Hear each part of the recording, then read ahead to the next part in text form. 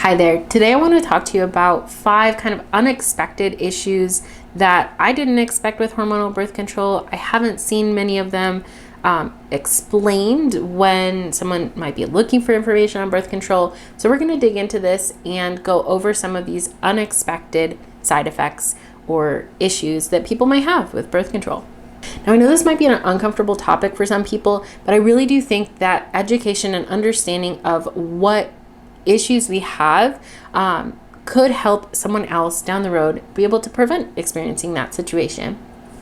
Okay, so to start, the first symptom that I didn't really know might happen on birth control, I had a little bit of it, I would say it was kind of intermittent, is nausea. And nausea really can be debilitating for some women. Some women will get that almost as if they're having nausea with pregnancy. And so it'll be very chronic. It'll be really present. They won't have a lot of appetite because of it. And so that could be an issue that they have that could drastically affect their lives. And part of the issue with this is because birth control has estrogen levels and progesterone levels, depending on the type of pill that someone's taking. It'll either have higher estrogen, which causes our liver to need to do a faster job or work a little harder to be able to detoxify from that. And if we have a backup of bile, sometimes that can make us feel nauseous. And the backup of bile could be from us not eliminating and having regular bowel movements. And so that all can contribute to nausea. The progesterone side of that is that, progesterone is going to mimic early pregnancy. And so just like any other situation, if you're in early pregnancy, you can get a little bit of nausea from high levels of hormones that our body is having trouble detoxifying. And so that can contribute to that. But some people might just get a little nausea with progesterone. And so that can happen. Some people get this as like a slight premenstrual symptom as well. And so if these are signs that you have, it might be something to consider when you're choosing your birth control option or method, that some of these could be factors that you might experience if this is something you've already experienced either during pregnancy or during premenstrual symptoms. Now, this next symptom I really didn't expect. I think that some women might be more aware than I was about this, but you can lose your period.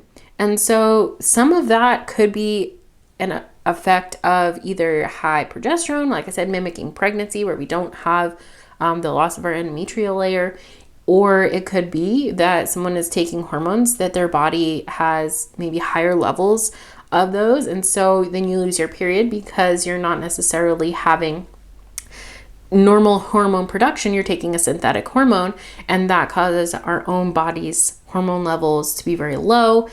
Some people who are taking the pill might experience what's called withdrawal bleed on the placebo week, but that's very different than a period. And so some of those things are just factors that I didn't expect. I took a primarily progesterone-based hormonal birth control, and that meant that I basically lost my period after about 5 or 6 months. And so it was progressive, and that made me personally just feel a little weird because I'd never experienced that before. So if someone is used to that, maybe they have an irregular cycle, that might not be quite abnormal or unexpected for them, but it was something for me, having been very regular, that wasn't an expected situation. Also, some women experience frequent headaches.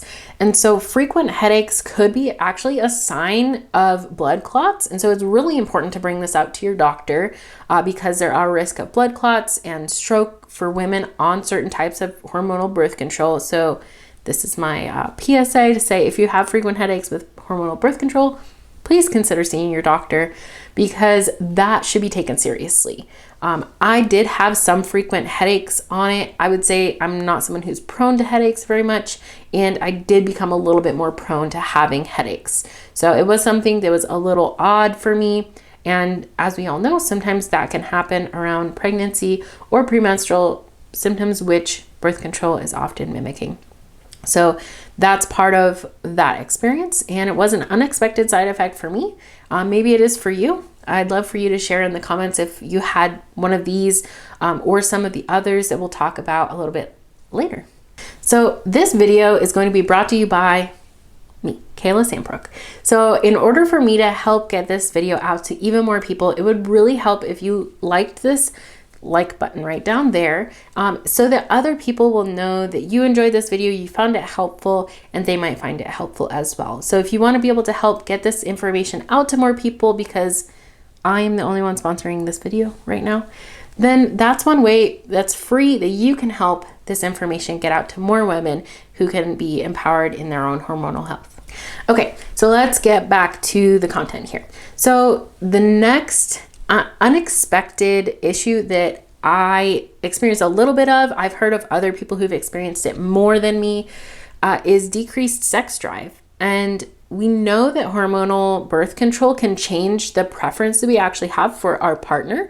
And so that can cause some really strange issues where we might be less attracted to our partner that we've chosen.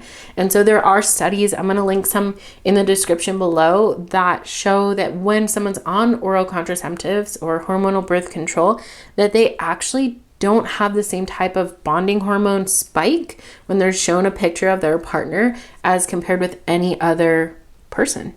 And so I think that that's really interesting. Psychologically, relationship wise, but also it should be something that we're told as women before we start taking this, that you might have a change in preference for your partner.